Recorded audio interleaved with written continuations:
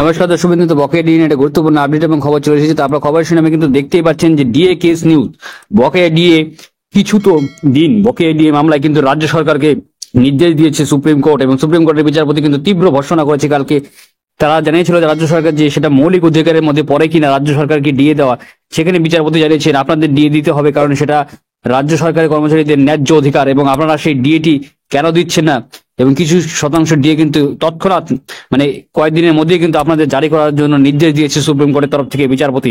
করার ঘোষণা করেছে, কারণ আপনারা সকলে জানেন যে দুর্গাপুজোর টাকা থেকে শুরু করে অন্যান্য অনুদান, ক্লাবের মেলায় খেলা যেভাবে টাকা খরচা করছে সেই নিয়ে কিন্তু বিকাশবাবু এবং ফিরদৌস মহাশয় কিন্তু তাদের বিচারপতিকে জানিয়েছে, এবং সেই নিয়ে কিন্তু বিচারপতি সুপ্রিম কোর্টে তীব্র ভর্ৎসনা করেছে রাজ্যকে, এবং রাজ্যের যে আইনজীবী রয়েছে তাকে জানিয়েছেন যে তারা সব দিকে টাকা খরচা করছে, তাদের টাকা আছে, কিন্তু তিনি মিথ্যে কথা বলেছে রাজ্য সরকার সুপ্রিম কোর্টে যে তাদের টাকা নেই, টাকার অভাব চলছে, কোষাগারে শূন্য হয়ে পড়েছে।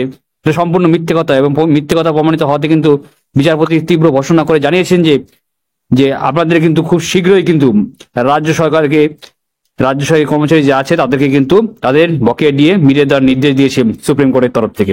তো আশা করছি আজকে ভালো লাইক করবেন, আপনাদের মধ্যে শেয়ার করবেন, চ্যানেল সাবস্ক্রাইব করে পাশে বেল আইকনটা অবশ্যই প্রেস করে দিবেন। জয় হিন্দ, বন্দে মাতরম। ধন্যবাদ এমটি দেখার জন্য।